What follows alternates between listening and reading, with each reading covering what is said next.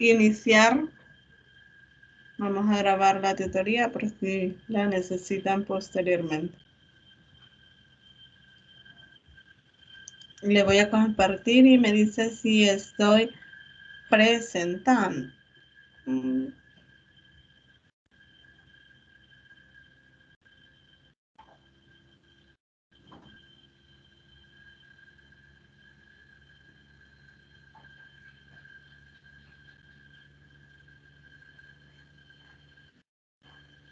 Ahora sí, vamos a comenzar con lo que es la tutoría número 3. Sea bienvenido a una tutoría más. Un gusto estar con usted y con todos los demás chicos compartiendo este nuevo tema. Vamos a comenzar a revisar qué es la investigación en educación matemática.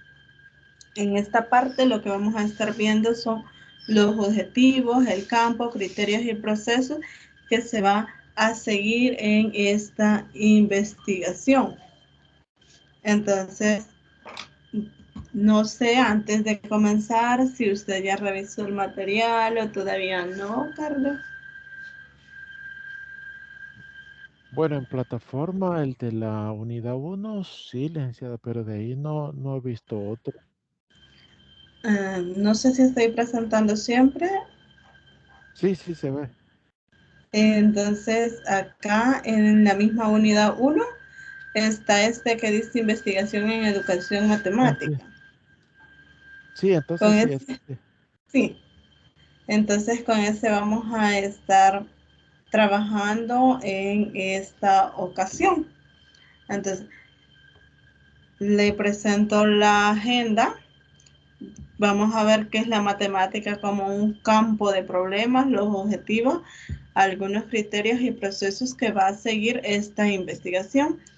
Hay que recordar que la investigación cuantitativa con la cualitativa es un tanto diferente, entonces las formas como van encaminadas no son las mismas con las que nosotros quizás hemos estado acostumbrados a trabajar en matemáticas, porque aquí no es la idea de presentar gráficas, de probar hipótesis, como se decía la vez anterior, sino que a partir de lo que uno va revisando, observando, va formando sus propios criterios y es pertinente que el investigador se introduzca, sea parte de esa problemática que se quiere resolver para darle una mejor solución, que no sea solo un observador como se hace en matemática. En ese sentido va la tutoría de este día. Entonces, vamos a comenzar con una pequeña introducción. Nos dice que todo campo del saber, si nos queremos que quede fuera, que ya no se tome en cuenta, va a ser necesario acrecentar de modo progresivo y acumulativo los conocimientos acerca de su objetivo de estudio, o al menos tener una cierta voluntad de ello, porque si en algún momento ya no se trabaja, ya no se hace nada, pues va a quedar fuera y ya no va a ser un campo del saber. Entonces, por eso es importante que no quede fuera, que se esté en permanente cambio lo que se va a estar realizando. Y ese va a ser el objetivo principal de la investigación, especialmente de lo que es la disciplina de matemática. Como podemos observar, hay autores que hablan sobre esto. Por mencionar algunos, está Rico y Sierra, que nos hablan sobre lo que es la historia de la matemática allá en España. También está este mismo autor, Rico, Sierra y Castro, quienes nos hablan sobre lo que es la investigación en educación matemática. Y por lo tanto, ellos han ido tratando de darle, qué sé yo, alguna mejoría o nos van dando técnicas para mejorar nuestro aprendizaje y la enseñanza. No sé si usted tiene alguna idea más sobre lo que es esta parte, Carlos.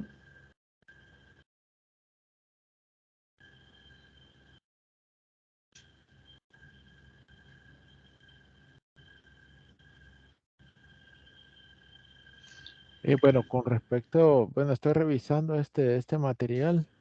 Este no lo había visto todavía, licenciada, que me enseñó en plataforma, solo lo del libro. Pero esto de los aspectos metodológicos de la investigación cualitativa, sino de la educación matemática, perdón, no lo había revisado. No lo ha revisado. No, Ok. no, realmente no. Entonces, pero la idea es eso, de que se fundamente tanto en la historia y que se le vaya dando seguimiento, que no se deje a un lado olvidado, porque entonces ya no va a ser un campo del saber y nosotros sabemos que la matemática tiene su historia de cómo inició, cuándo inició, quienes han ido aportando cada vez más a el área de la matemática, geometría, trigonometría, álgebra. Entonces, por lo tanto, estamos seguros que la matemática es un campo que no ha sido obsoleto. Y nos dice también que la investigación en esta área de la matemática se encuentra situada en una situación intermedia entre lo que son las investigaciones de los diversos campos científicos que tienen que ver con la enseñanza y el aprendizaje de la matemática. Hay que recordar que tanto el aprendizaje como la enseñanza van de la mano. Nosotros cada vez estamos aprendiendo y estamos enseñando. No solo vamos a enseñar a los alumnos, sino que también estamos adquiriendo un aprendizaje y se debe de lograr que el aprendizaje en los estudiantes sea algo significativo. No vamos a llegar al aula solo a colocar lo mismo que está en el material, ¿no? Sino que debemos de tratar de mejorar, de explicar, de ser creativos a la hora de estar dando una clase. Entonces, en ese sentido va esta definición que nos da Gutiérrez en 1991. A partir de ello, vamos a tener que el objetivo principal o fundamental de lo que es la investigación en educación matemática es aquella que debe de tener en cuenta qué es lo que se va a hacer con un método o metodología, los objetivos generales de la investigación van a depender de lo que es la propia concepción de la educación matemática.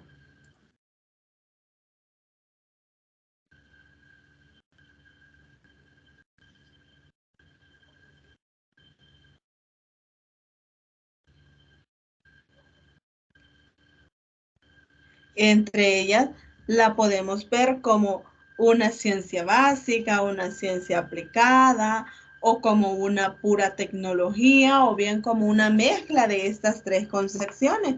Pero cuando estamos hablando de la fijación de los objetivos, que va a ser una ciencia básica, por ejemplo,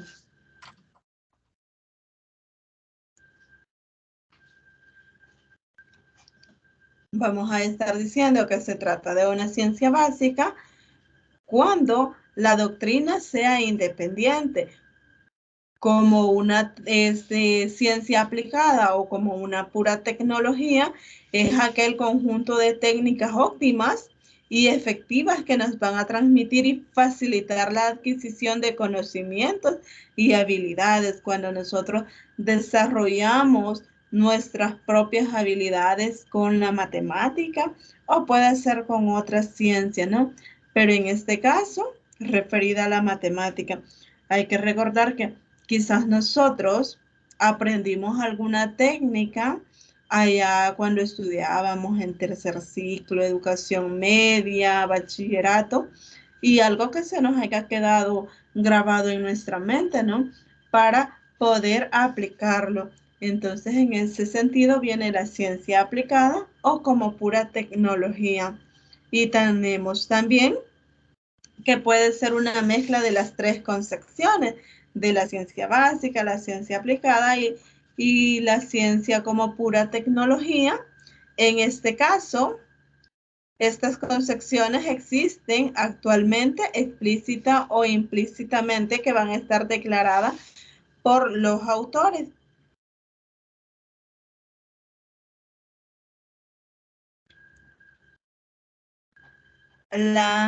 Los objetivos que va a tener esta ciencia van a ser tratados como ciertos estudios que se pueden hacer con ellos. Están los estilos cognitivos. ¿Qué se les viene a ustedes a la mente cuando hablamos de estilos cognitivos?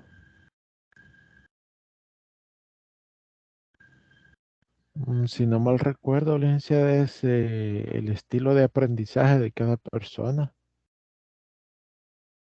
El estilo de aprendizaje, ¿verdad? En este caso, tenemos que cada uno aprende de diferente forma, dependiendo de la personalidad, de las habilidades que posean, también va a depender en este caso del alumno, pero también del profesor. No todo es solo del alumno, sino que depende también cómo sea el docente para transmitirnos sus conocimientos, así nosotros vamos a estar quizás aprendiendo un poco mejor o vamos a tener mayor debilidad para estar adquiriendo ese aprendizaje. Tenemos los aspectos teóricos. Dentro de los aspectos teóricos del aprendizaje, ¿qué va a intervenir? Para ustedes, ¿qué interviene?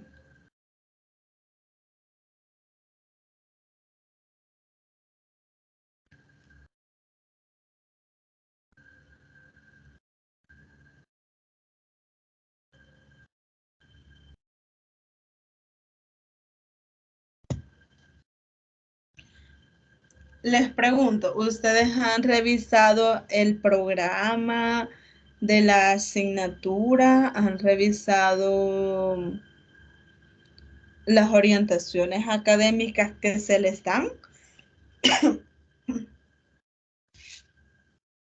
Sí, sí, licenciada. Sí, han visto que tiene similitud entre el programa y las orientaciones académicas o han encontrado diferencias. Bueno, hay más similitudes que diferencias, pues están conectadas los dos documentos. Ok, entonces en eso consiste esta parte de los aspectos teóricos, en hacer una revisión de lo que es el desarrollo, la enseñanza y el desarrollo curricular. ¿Qué significa? Ustedes cuando sean los futuros docentes y vayan a trabajar, sea una escuela, colegio, universidad, donde ustedes estén desempeñándose como docentes, a ustedes les van a proporcionar un plan de estudios o un programa y ustedes deben de revisar que se cumpla con todo lo que se requiere, revisar los objetivos, la descripción de la materia, si es posible, revisar lo que es la descripción del perfil del profesional para que en base a eso ustedes van a desarrollar los temas, no solo, qué sé yo, ¿alguien trabaja de ustedes como docente actualmente?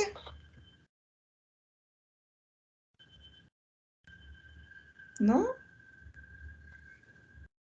No realmente, licenciado. Bueno, yo he ayudado a personas ya con el avance que he llevado de la carrera, ¿verdad? Ayudarles en tutorías en matemáticas específicamente a alumnos, pero eso es independiente, no es en una institución en sí, sino que es de mi parte. Ok, es que los que trabajan así, o al menos en su caso, si usted ha dado una tutoría, al menos debe de tener conocimiento de qué es el tema que están desarrollando, cuál es la debilidad que tiene el estudiante. Entonces, en esta parte del desarrollo curricular es donde nosotros debemos de revisar los contenidos temáticos y en base a esos contenidos, ver si tienen relación con los objetivos que están planteados en el material o al menos han tenido un acercamiento con un libro de bachillerato de matemáticas, porque antes, no sé, si ahora siempre venían con competencias, objetivos y algunas otras características específicas los libros. Entonces, debemos de revisar que el material o el contenido a impartir se va a estar desarrollando según cómo estén orientados los objetivos. Tenemos que tener presente eso. Entonces, ustedes, cuando estén trabajando, lo primero que van a hacer es verificar los contenidos y el objetivo y de esa forma determinar si están bien o qué técnicas, qué estrategias, cuál va a ser la metodología a utilizar. A eso se refiere esta parte de los aspectos teóricos. Tenemos luego el desarrollo de los modelos. Pero ¿cuáles modelos? Los que vamos a tener para la toma de decisiones que pueden usarse ya sea en una escuela para elecciones inteligentes entre varias alternativas. A eso se refiere el desarrollo de los modelos. Tenemos la evaluación de procedimientos instructivos. Esta parte es evaluar los programas y materiales para predecir sus beneficios educativos. Acá es donde les digo, ustedes revisan el programa o en su caso pueden tomarse el programa y el plan de estudio y revisen si lo que les están dando es realmente lo que está planificado en el plan de estudio o si se está alterando, ¿no? Porque puede ser que en el plan de estudios ustedes tengan una cosa, en el programa tengan otra, en las orientaciones de otra y en las tutorías se les dé otra cosa. Entonces, pueden hacerlo, revisar cómo están esas evaluaciones. Ustedes pueden hacer una evaluación de todos esos materiales que están disponibles y verificar que el aprendizaje de ustedes realmente sea algo significativo, que no sea solo por darles las asignaturas, ¿no? Y tenemos el desarrollo de productos educativos como currículos, test y escalas de actitudes. Esos son los principales estudios que se deben de hacer para los objetivos de la investigación en educación matemática. No sé si hasta el momento hay alguna duda.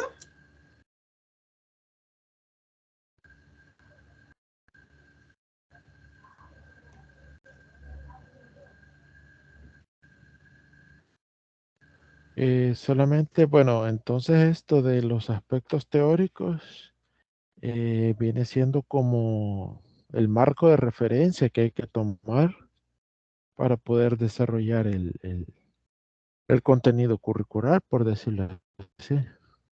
Exactamente, usted debe de revisar eso para que en base a una revisión bastante minuciosa se dé la temática a el nivel de estudiantes que va a estar atendiendo. Eso es lo que debe de realizar en esta parte. Y como docentes o futuros docentes, es deber de nuestro hacer esa revisión, de no solo venir y decir, ah, qué chivo me han dado tal grado, o primero, segundo año, o me han dado esta materia en la universidad, y voy a ir a dar o a hacer lo mismo que hacían mis docentes o mis tutores. No es esa la idea es que ustedes sean mucho mejor que los profesores que tuvieron, mucho mejor que nosotros de tutores que estamos actualmente, y vayan más allá, no se queden solo con lo que el coordinador o el director, el jefe inmediato superior que ustedes tengan les dé, sino que revisen esta parte. Incluso lo pueden hacer como estudiantes.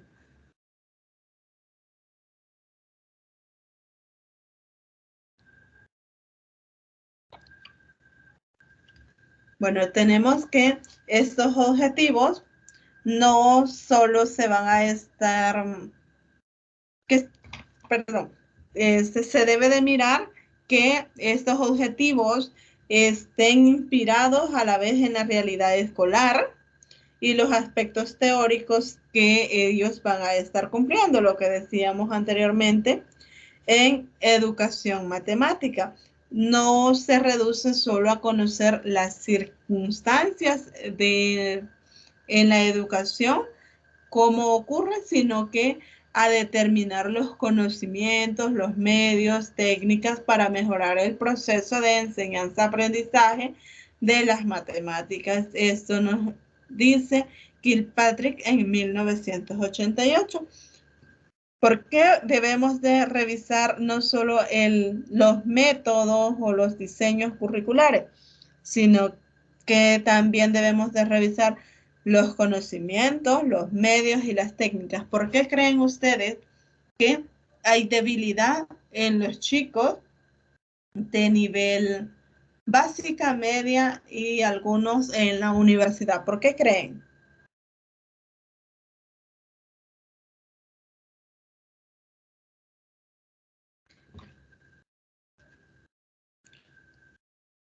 ¿Qué observaron ustedes cuando estudiaron allá en tercer ciclo, por ejemplo?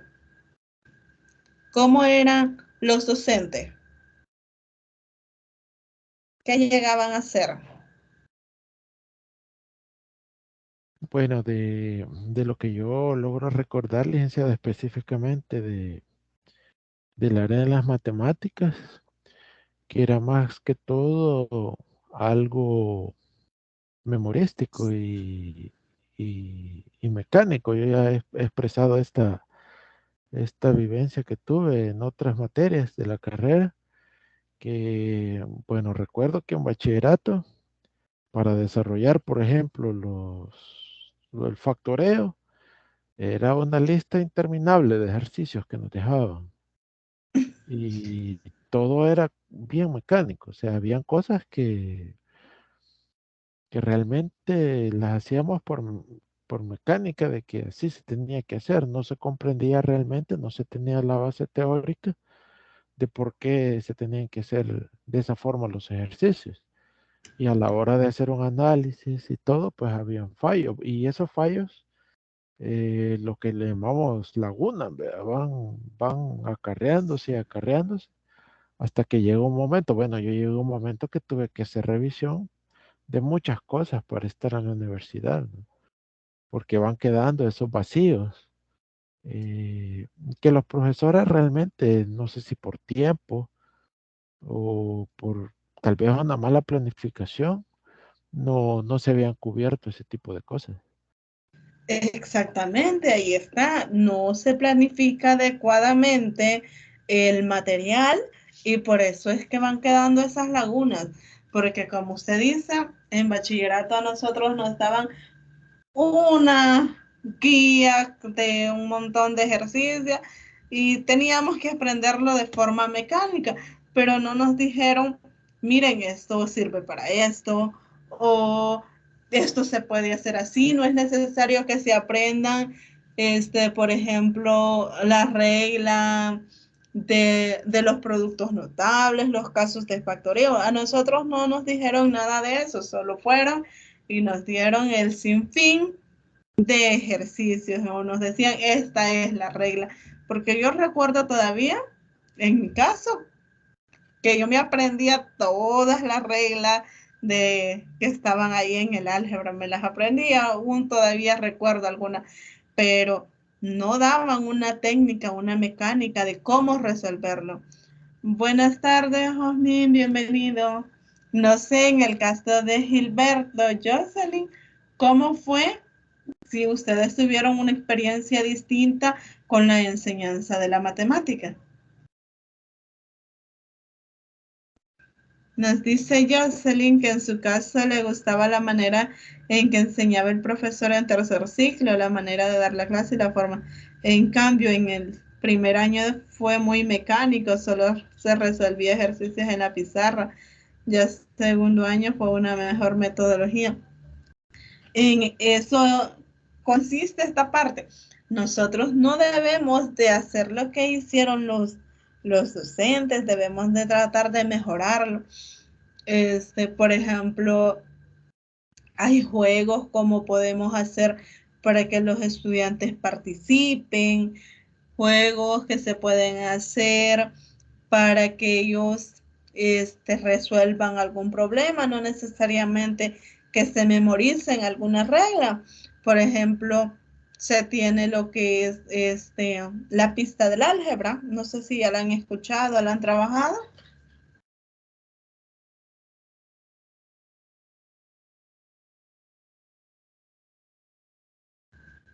No, sí. No, tal vez le he oído con otro nombre, pero no la recuerdo así. La pista del álgebra consiste en que han visto las pistas, por ejemplo, las pistas de carrera o algo. Entonces, en la pista del álgebra nosotros tenemos, este, voy a tratar de presentar acá.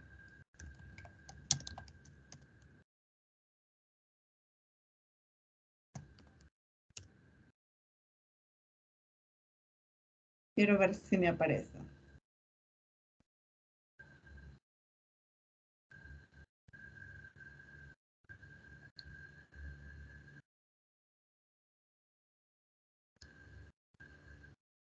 Acá tenemos la pista del álgebra, miren. Entonces, ¿qué pueden hacer los estudiantes para no aprenderse algo? Pueden hacerlo mediante de un juego. ¿En qué consiste?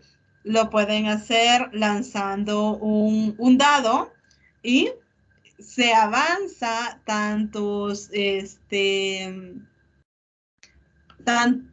nos dé el dado o se retrocede, ¿no? Según lo que nos da la expresión algebraica que se tienen acá.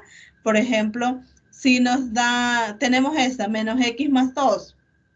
Ah, supónganse que venimos para acá, que acá está la salida, como nos indica ahí. Entonces, tenemos menos x más 2. Si nos cayó, por ejemplo, 6, entonces tendríamos que recorrer 4 casillas y en eso consiste. También está el método del gato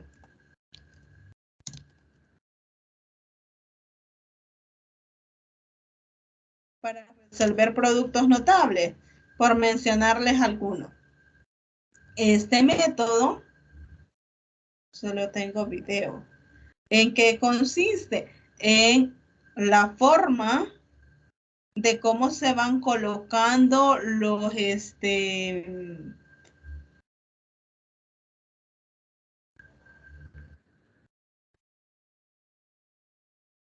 se los voy a adelantar.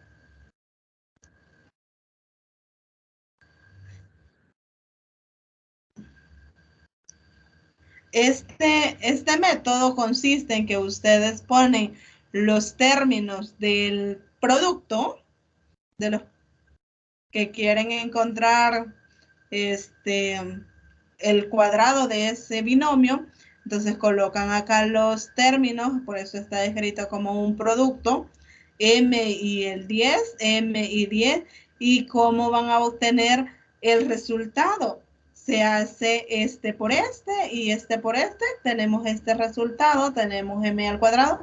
Para obtener el término central, tenemos este por este y este por este, y así tenemos el término central. Cuando hacemos el resultado de este extremo por este otro, pues colocamos acá el resultado, el producto de este por este, se coloca acá el resultado, y aquí tenemos la suma de estos dos números.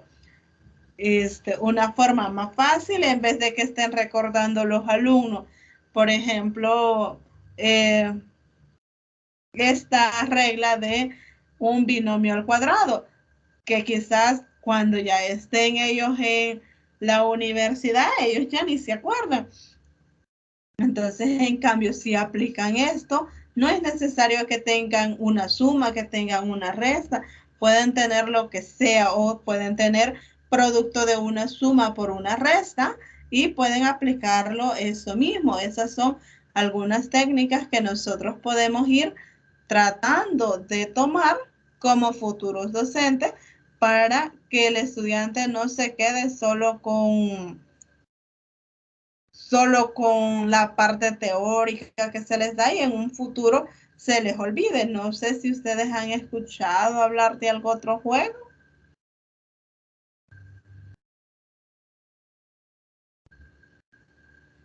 o si alguno de esos ya los habían escuchado.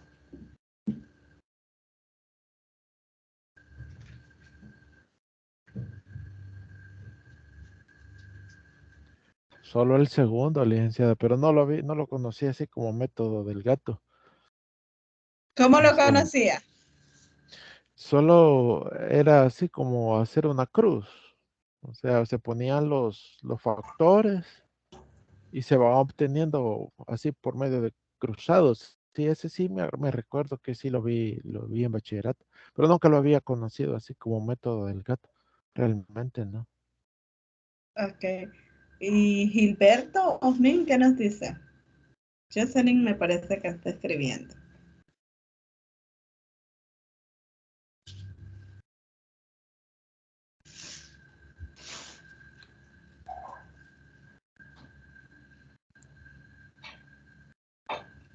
Gilberto Osmin, Jocelyn. O por ejemplo, a ustedes actualmente en la universidad, ¿les han dado alguna materia numérica en la que se aplique alguna técnica, no para memorizar? O tal vez sí se hace memorizando algo, pero no necesariamente lo tienen que memorizar tal cual. En lo que van en su carrera, ¿han visto algo así?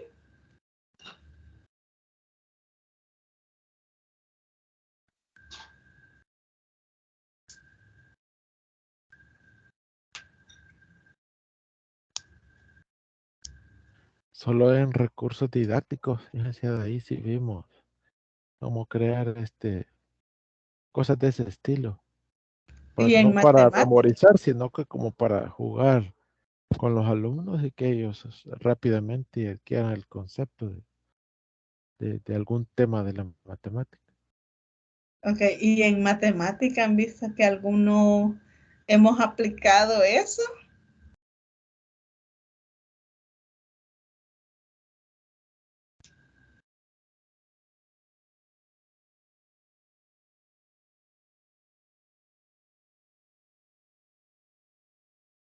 Quizás no, ¿verdad? Quizás a la mayoría que estamos nos falta tomar más técnicas, adquirir más estrategias de enseñanza. Hay infografías que pueden hacer, pero también, ojo, también no podemos venir nosotros y cambiar todo como docentes o como, en el caso como tutores. ¿Por qué? Porque sucede que hay estudiantes que no les gusta someterse a unas nuevas técnicas, a un nuevo nivel de conocimiento, de construcción de conocimiento, sino que estamos, quizás por cómo nos han venido trayendo desde primer grado hasta que llegamos a bachillerato, acostumbrados a lo que ya tenemos. Les cuento el caso de unos estudiantes que tengo actualmente.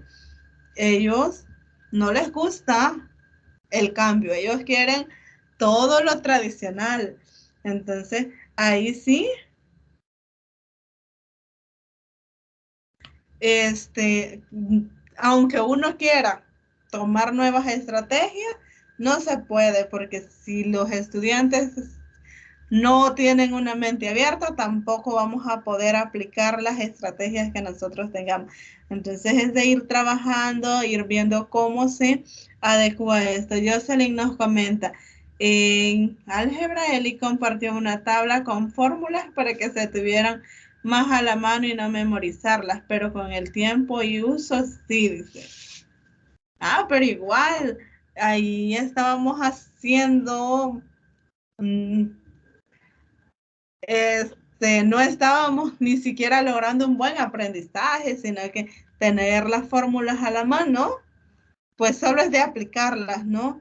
Y no es eso lo que se debe de ir buscando, sino de que puedan ellos sin fórmulas, sin aprenderse algo, realizar los ejercicios, para que ellos en un futuro no vean la matemática como muchos niños actualmente que dicen, ay no, la matemática es muy fea, sino que debemos de ir trabajando en esa parte. Así que esta noche yo los invito a eso, a que ustedes como futuros docentes o como docentes, pues hagan lo mejor con sus alumnos a partir de lo que estamos viendo.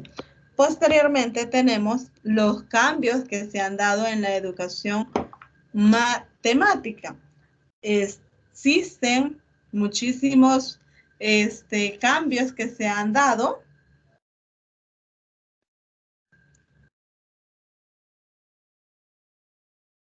Entre ellos podemos citar algunos puntos o contenidos o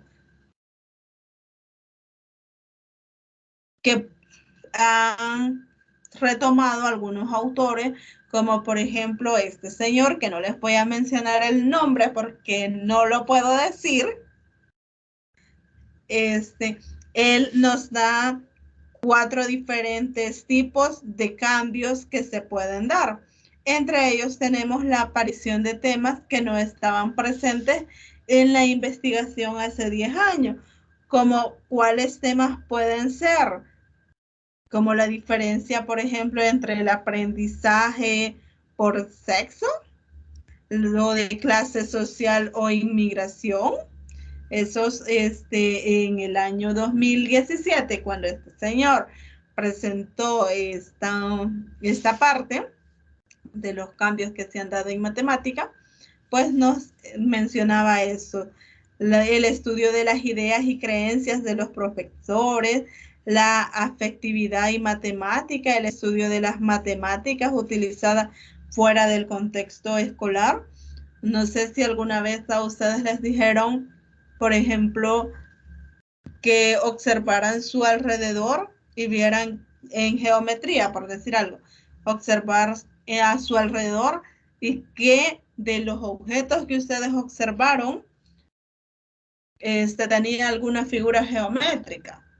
¿Alguna vez ustedes hicieron esa experiencia, esa técnica?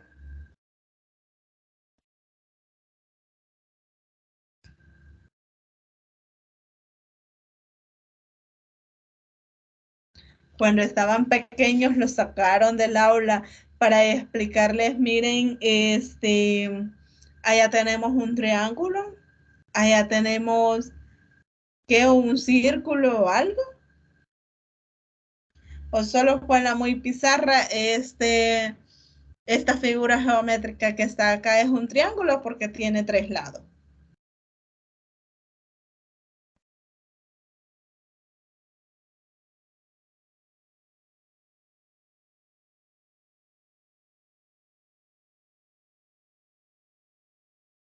¿Solo fue así o tuvieron otra forma de cómo les enseñaron a relacionar la matemática con el entorno que los rodea?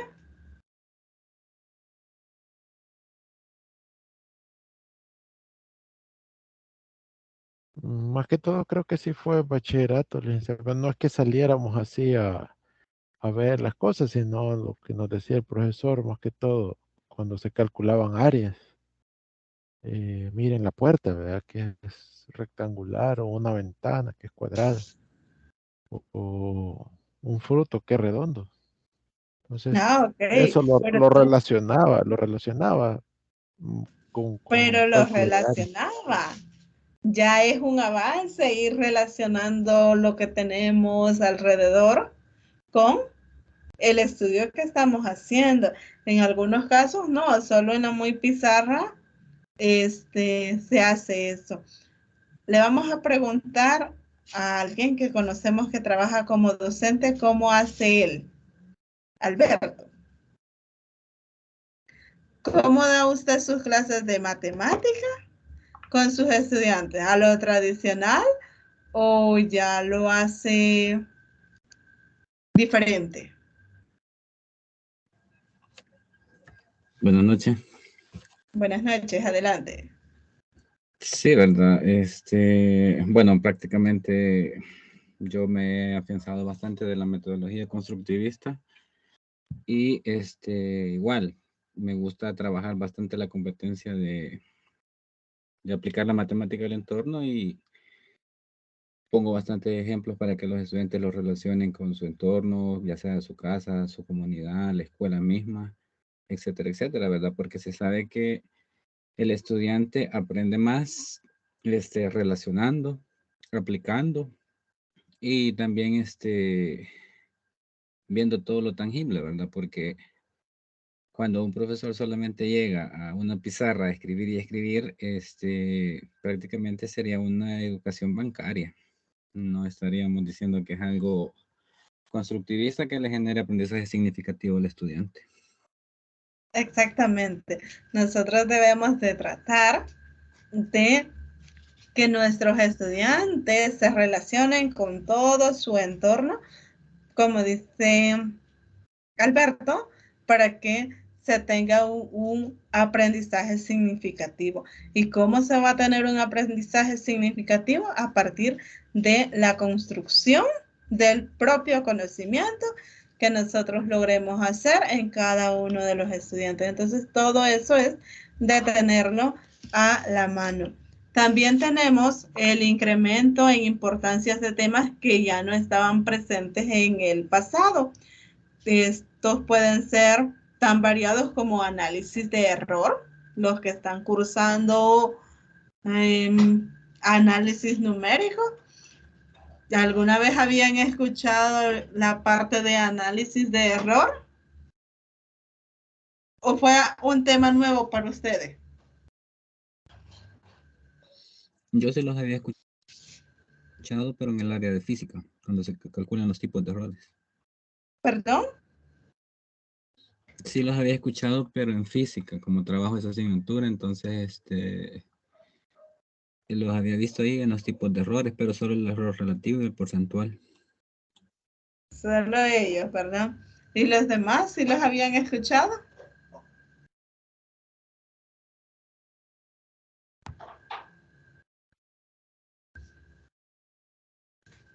El análisis de error fue un tema que quedó un poco olvidado en el pasado y este señor viene a rescatarlo, viene a proponerlo como un nuevo estudio. También análisis de instrucción, muchas veces no se hace eso, o los problemas relacionados con el uso de ordenadores y nuevas tecnologías. Ahora los estudiantes son más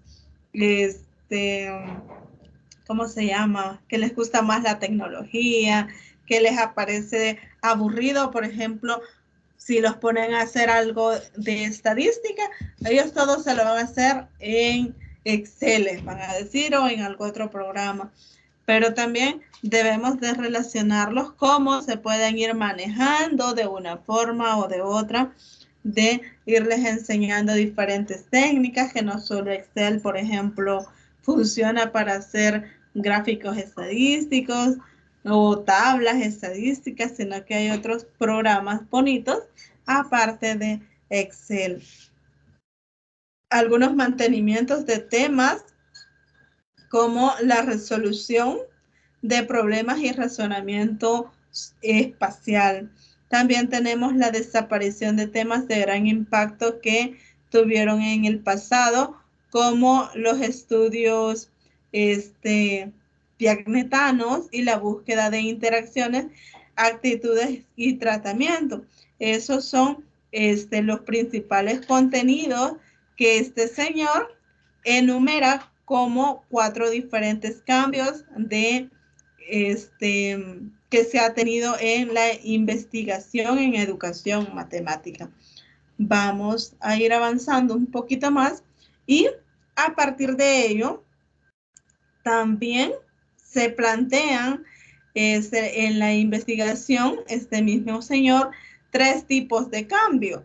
Estos cambios pueden ser el primero, que está referido a lo que es los aspectos metodológicos, en la cual se refiere a la evaluación, la afectividad, uso de tecnologías, de lenguaje, la metacognición, creencias de los profesores, la formación de los profesores, depende de cómo a nosotros nos formaron, ese mismo o eso mismo reflejamos nosotros con los estudiantes. Si algunos dicen, no, si a mí me trataron mal los docentes, yo con los estudiantes me las voy a ir a desquitar. Incluso cuando uno está estudiando en la universidad, todavía escucha eso, esa idea que traen, que dicen eso. Yo tuve compañeros que decían, lo que conmigo han hecho estos docentes, yo me las voy a ir a desquitar con ellos. Y están haciendo en efecto eso, ¿no? Desquitándose con los estudiantes, cuando los estudiantes no tienen culpa de lo que les hayan hecho a ellos. En el caso de ustedes, sus estudiantes quizás ni siquiera existen, y ustedes digan, no, la licenciada Marisela fue bien yuca conmigo, entonces yo me la voy a desquitar con ellos. Eso no tiene que ser así. O la licenciada no podía, entonces, ¿para qué me voy a matar yo tratando de ser mejor? No, hombre, sí, ¿cómo fueron los tutores que yo tuve en la universidad? Yo voy a ser igual que ellos. No, ustedes tienen que ser distintos, ustedes tienen que ser mejores de cómo nosotros los tratamos, cómo somos. Si no tenemos quizás las técnicas o las formas para enseñarles, ustedes traten de ir más allá, traten de avanzar en esta parte.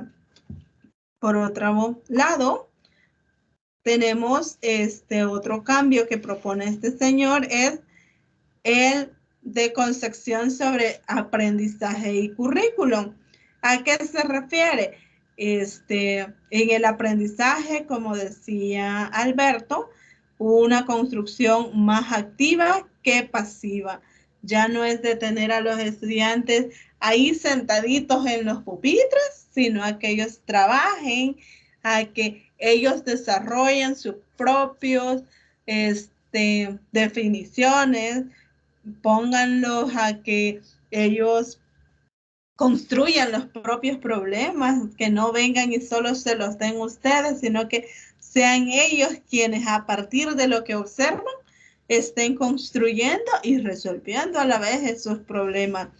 En el currículo, pues tenemos las experiencias más que conjuntos de conocimiento, lo que hablábamos al inicio de revisar el programa, y a partir de ello, junto con los objetivos, ver si se le puede dar un cambio a esos temas que se van a impartir o tratar de usar metodologías diferentes a las que están en el programa.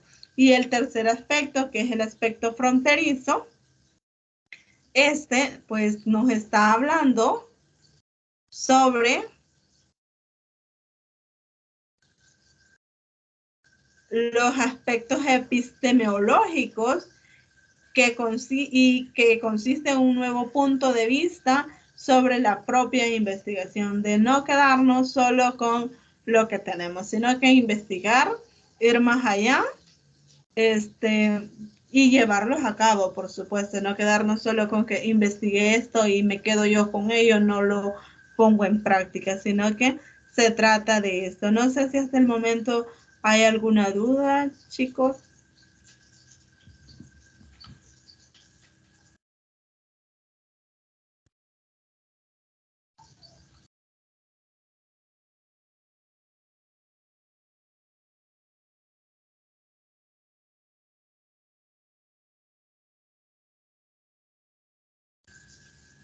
¿No? ¿Todo está bien?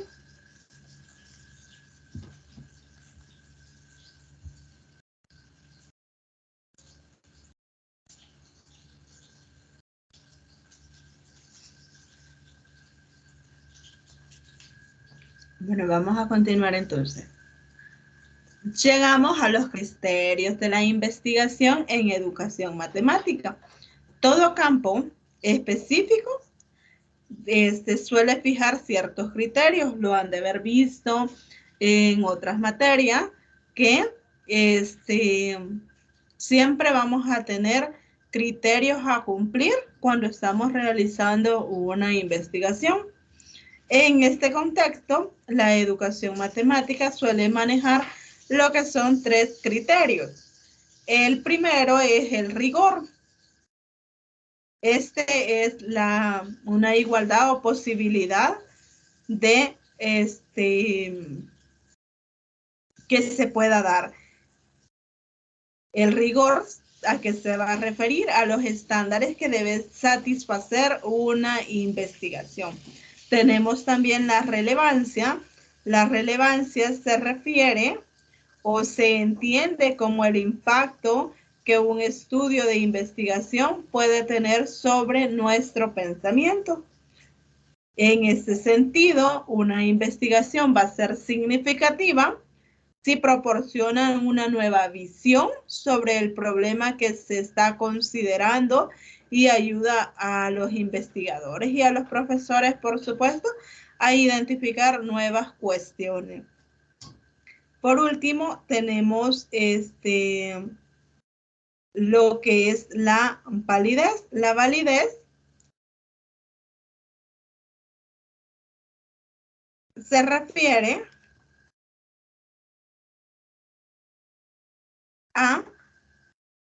al modo en que nosotros vamos a justificar las interpretaciones que hacemos en la investigación. A eso se refieren los criterios de la investigación en la educación matemática. Estos criterios, según Rico, quien cita Sierpin y a Kirkpatrick, son los siguientes. Tenemos la pertinencia. En esta parte nosotros nos podemos preguntar ¿para qué o para quién es importante la investigación que nosotros vamos a realizar? Podemos preguntarnos qué queremos mejorar de esa investigación que estamos haciendo. ¿Qué podemos utilizar? Esas son las 3 principales preguntas que nosotros nos podemos hacer en el caso de la pertinencia. En el caso de la validez, lo primero que debemos de preguntarnos es cómo se va a justificar la interpretación que se hace de la investigación. Cuando ustedes estén realizando su trabajo de investigación, lo primero que deben de preguntarse es ¿por qué quiero hacer esta investigación? ¿Cómo lo quiero hacer? Son las preguntas que se deben de hacer. ¿Qué consecuencias tiene esta investigación dentro de la objetividad? ¿Hasta dónde podemos nosotros refutar las conclusiones o argumentar esas conclusiones? Dentro de la originalidad tenemos que hasta qué punto de la investigación muestra ideas conocidas en una nueva perspectiva. Acuérdense que podemos tener investigaciones que no nos van a aportar nada nuevo, como nosotros lo quisiésemos. Entonces debemos de tener esa parte en la originalidad. El rigor y precisión, en este caso, si las observaciones realizadas tienen precisión, depende de lo que nosotros observemos, qué tan preciso es o no, con qué exigencias se han llevado a cabo, qué precisión tienen los criterios para interpretar la información.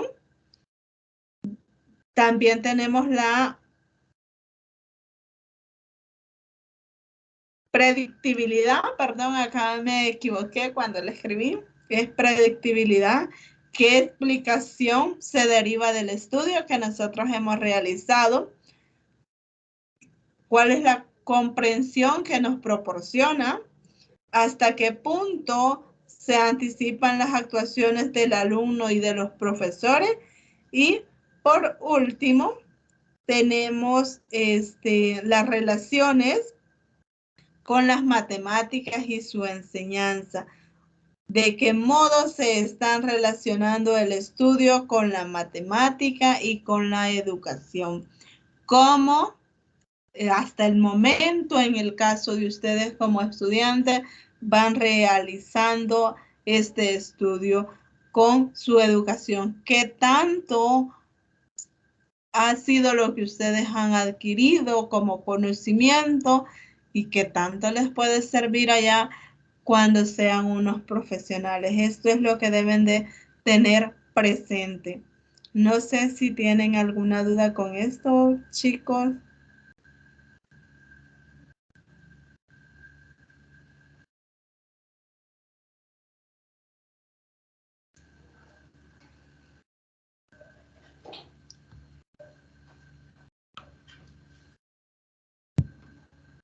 Hola, hola. Ya se me fueron.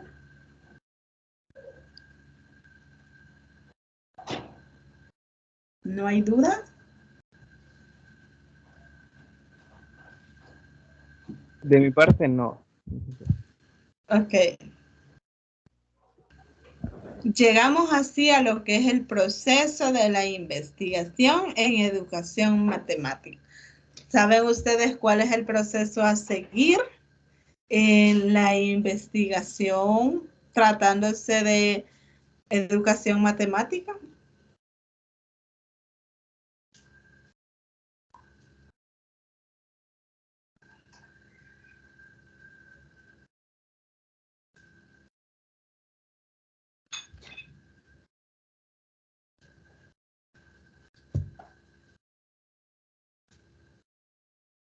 Nosotros vamos a exponer un proceso dinámico que debe de seguir la investigación en educación matemática. Dentro de este proceso se van a tener 17 etapas, pero las vamos a clasificar por partes.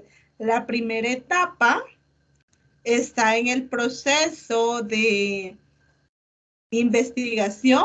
Es acá donde nos vamos a familiarizar con la filosofía, el campo de la investigación, además de otros trabajos previos de investigación que nosotros revisemos. En eso va a consistir la primera etapa. No todas las ciencias, hay ciencias factuales que aplican lo que es el método científico. En general difieren de las tácticas o procedimientos concretos que se usan para la resolución de problemas según Bunge. Por otro lado, Fox en 1981 nos dice que una descripción del proceso de investigación en educación establece estas 17 etapas y son las que vamos a ver a continuación. La primera parte, como les decía, se va a dividir en tres. La primera parte es el diseño del plan de investigación. Esta primera parte contempla 13 etapas. La primera, que es donde se comienza con una idea o una necesidad impulsora y área problemática.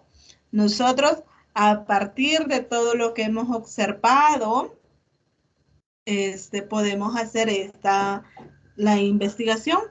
Si trabajan, por ejemplo, en una escuela, en un colegio, pueden, a partir de lo que observan con sus estudiantes, toman una problemática. Si no es ese el caso y están haciendo sus prácticas a partir de cómo observen a sus estudiantes, también pueden tomar esa problemática. ¿Qué es lo que está pasando para que no se cumpla esto, no se pueda realizar esto? O por qué estos alumnos actúan de esta forma. Esa sería la problemática, el por qué quieren hacer esta investigación. Tenemos la segunda etapa, que es el examen inicial de la bibliografía. Lo primero que vamos a hacer después de ya tener definido quién va a ser nuestro problema de estudio, revisar la bibliografía que tengamos a la mano. Todo lo relacionado al tema, todo lo relacionado a la investigación, cómo lo vamos a ir fundamentando nuestra investigación. Tenemos la definición del problema concreto de la investigación. Se debe de hacer una estimación del éxito potencial de la investigación planteada. Luego de realizar esas dos fases, vamos a realizar de nuevo un segundo examen de la bibliografía. ¿Por qué lo vamos a hacer? Porque ya nosotros tenemos definido nuestro problema, ya tenemos por dónde va a ir la investigación que vamos a realizar, entonces debemos de delimitar nuestra bibliografía. Luego vamos a hacer una formulación de hipótesis. Tenemos que formular estas hipótesis, ver si realmente se cumplen o no se cumplen, dependiendo de la investigación que vamos a estar realizando. Hacemos una selección de métodos y técnicas de recogida de datos, encuestas, observaciones, entrevistas, lo que ustedes deseen.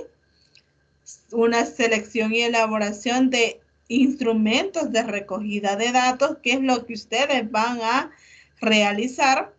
Vamos a diseñar el plan de cómo vamos a analizar esos datos una vez recolectados. Un plan para hacer esta recogida de datos que queremos tener para nuestra información. Además, y esto es vital, de identificar quién va a ser nuestra población, y en caso de que queramos trabajar mejor con una muestra porque veamos porque vemos que nuestra población es mucha o no vamos a lograr cumplir la investigación con toda la población, entonces debemos de recurrir a una muestra. Para ello hay técnicas de cómo seleccionar la muestra de estudio a utilizar, y antes de hacer ya una prueba en sí, se deben de hacer estudios pilotos del enfoque y la recogida de datos. Recuerden los enfoques que estuvimos viendo en la clase anterior. Habían varios que presentamos. Los métodos e instrucciones del plan y de análisis de datos. Esos son los que intervienen en la primera parte, las 13 etapas que vamos a seguir en nuestro trabajo de investigación, el cual va a ser el diseño del plan de investigación. En la segunda etapa esta es la ejecución del plan. Ya una vez nosotros tenemos las etapas anteriores, pasamos a ejecutar el plan, ya tenemos definido quién es nuestra población de estudio o muestra, cómo vamos a hacer la recogida de datos, las técnicas o métodos que vamos a estar aplicando. Entonces pasamos a lo que es la ejecución del plan. Esta parte ya solo contiene 3 etapas y en la ejecución del plan de recogida de datos, en la ejecución del plan de análisis de datos, cómo los vamos a estar analizando y preparar los informes de la investigación. Dentro de esos dos está lo que vamos a trabajar quizás un poco más. La recogida y el análisis de datos quizás es lo que nos tomará un poco más de tiempo y luego ya elaborar el informe, pues solo dicen por ahí, es de escribir y ordenar todas las ideas que nosotros tengamos. Finalmente, en la tercera etapa, en la tercera parte, perdón, solo tiene una etapa y es la aplicación de resultados. De que si la propuesta que nosotros habíamos hecho es una propuesta de medidas de actuación o no. Eso es lo que estaríamos haciendo en un proceso de investigación en educación matemática. Es decir, seguimos 17 etapas, pero estas etapas las podemos dividir en 3 para ir simplificando nuestro trabajo.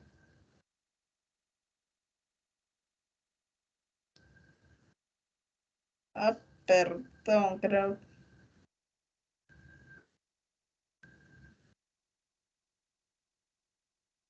Perdón, ahora, Carlos.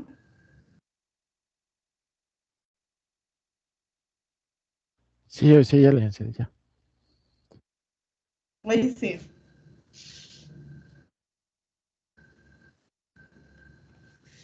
Ok. Luego tenemos los tipos de investigación que podemos realizar. Estas se van a dividir en 5 a partir de las etapas. Vamos a tener estos 5 tipos de investigación que se pueden clasificar en investigación descriptiva o de examen, en investigación experimental. La primera es relacionada a las ciencias factuales desarrolladas, los problemas a resolver suelen ser conocidos y están planteados con relativa claridad. En la segunda tenemos la investigación experimental. Como su nombre lo indica, es un experimento de la clase experiencias científicas en la cual se provoca deliberadamente algún cambio y nos vamos a centrar en estas últimas. La investigación cualitativa o interpretativa. Y dentro de la investigación cualitativa o interpretativa, nosotros podemos tener ciertas formas como lo vamos a estar realizando. Tenemos la primera, que es interpretación. En la interpretación es interpretar los fenómenos sociales que no pueden ser expresados de forma estadística. Eso es lo primerito que debemos de hacer. Interpretar esos fenómenos a los cuales nosotros no los vamos a poder representar mediante una tabla estadística, mediante un gráfico estadístico. Luego, la credibilidad con la que vamos a tener esta información, aquellos criterios de credibilidad y transferencia y conformidad que se van a estar dando, porque no todo lo que tengamos va a ser cierto o que va a ser verdadero. Entonces debemos de tener ese cuidadito. La observación es una técnica que utiliza la investigación cualitativa en cualquier área. ¿Cómo se hace esta observación? A través de las entrevistas abiertas y no estandarizadas. A partir de ello, es como nosotros vamos a estar observando. Y tenemos también el análisis. El investigador va a centrar su análisis en la descripción de los fenómenos y cosas que ha observado. Esto es lo que se debe de realizar. Y, por supuesto, la recogida de datos, en donde se utiliza un proceso interpretativo para comprender la realidad y los sucesos a la luz de las experiencias, como nos lo dice Kurt Lewin. También tenemos que la investigación cualitativa va a cumplir o va a estar presente mediante estas tres formas, mediante métodos. Es la investigación, teníamos la etnográfica, la histórica y la investigación-acción.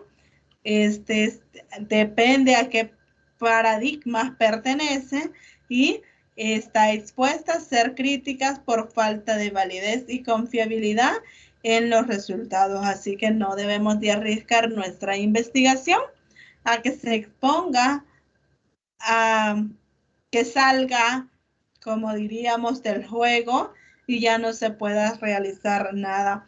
Esto es muy importante en la investigación en educación matemática. Si los procedimientos, experimentos y cuantitativos no envuelven el objeto de estudio, entonces el investigador se va a ver obligado a abandonar esa investigación. Así que se debe de tener mucho cuidado con el tema que uno va a elegir en investigación matemática, porque puede salir y tiene que comenzar de nuevo con todo el proceso que se ha realizado. Tenemos la investigación histórica. Ya hablábamos de esto anteriormente, de cómo se realiza esta investigación cuando lo estuvimos revisando en la parte de los enfoques que veíamos en la tutoría anterior. La historia de la educación matemática se inició allá en Alemania en 1880. Ahí fue donde tuvo sus primeros orígenes y nos dice que se estudia y examina aquellos fenómenos como productos determinados de desarrollo desde el punto de vista cómo han aparecido y evolucionado y cómo se ha llegado hasta la actualidad. Si ustedes van a revisar libros de historia de la matemática, van a encontrar toda esta parte de cómo se ha ido transformando, cuál ha ido siendo la evolución, qué ha ido quedando en el olvido, qué es lo que se ha ido rescatando. Todo esto es parte de la investigación histórica. El investigador en esta parte, si es un investigador histórico, es inobjetablemente la recuperación de la historia real que ya sucedió y sus persecuciones actuales. Por eso se va a estar preocupando por la historia real y lo que ya ha sucedido con anterioridad. Y la historia es una verdadera ciencia, nos dicen, la cual trata de problemas de biografía, de historia y de sus intersecciones dentro de estructuras sociales, como lo cita Mill. Posteriormente, ya para ir finalizando casi, tenemos que la investigación histórica en educación debe de ser contextualizada en el marco de una historia total y efectuada con las mismas herramientas historiográficas. Tenemos que esta debe de tener un método histórico en la cual debe de estar presente la heurística, debemos de estar críticos, tener presente la hermenéutica, aquello relacionado a ello, y una exposición. Esta es la parte de los métodos históricos que se utiliza en educación. Y principalmente la educación matemática se inicia, como les mencionaba, con Felix Klein. En 1920 se da una decadencia de estudios históricos, y en la década de los 50 y 60 se aumentó el interés por la historia en educación matemática. Eso como parte de la historia que se ha dado en la matemática. Me imagino que allá cuando cursaron la materia de historia de la matemática, creo que se llama, vieron parte de esto. Y ya para finalizar tenemos lo que es la investigación-acción. Este es un proceso participativo, democrático, llevado a cabo con la propia población local. ¿En qué consiste esta parte? En que aquí todos pueden opinar, las opiniones de todos son tomadas en cuenta, y no vamos a decir lo que dijo fulano no es cierto, sino que a partir de todo lo que cada estudiante conoce, cada participante conoce, se va construyendo la información, y se va a estar clasificando en tres partes muy importantes. La parte de clarificar temas y posiciones. En esta primera parte, pues vamos a tener donde nosotros tomamos un tema y tratamos de darle solución con nuestros propios criterios, con nuestros propios pensamientos. Tenemos el estudio de una situación real, un compromiso de la transformación de la realidad social y educativa. Es decir, nosotros tenemos que ver la manera de cómo cambiamos el pensamiento de nuestros estudiantes, de nuestros profesionales con los que estamos trabajando, y que no sea algo pasivo, sino que a darle sentido, a que formen sus propios criterios, que vean y analicen críticamente lo que se les presenta y la información organizada y sistematizada que vamos a estar teniendo. Y por último, tenemos que esta investigación-acción pertenece a resolver problemas reales y concretos, y el objetivo consiste en mejorar la práctica educativa real en una situación determinada. Por otra parte, los principales beneficios estos son los principales beneficios, de la investigación-acción. Y finalmente nos dice que una investigación-acción puede ser una prometedora alternativa para la renovación educativa, en donde se dé protagonismo a la participación del profesorado. Esto es todo lo que íbamos a ver este día. No sé si tienen alguna duda, alguna consulta. Antes de que se olvide, la actividad 3 está para el 10 de abril. Ese día estarían entregando la actividad número 3. No sé si hay alguna consulta con lo que hemos visto. Si no hay consultas, llegaríamos hasta acá. Agradecerles por su participación.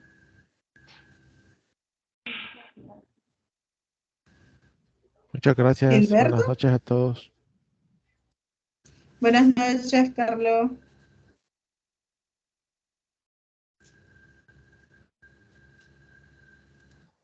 Feliz noche, Lick. Gracias, igual. Bueno, si no hay consultas, entonces llegamos hasta acá, chicos.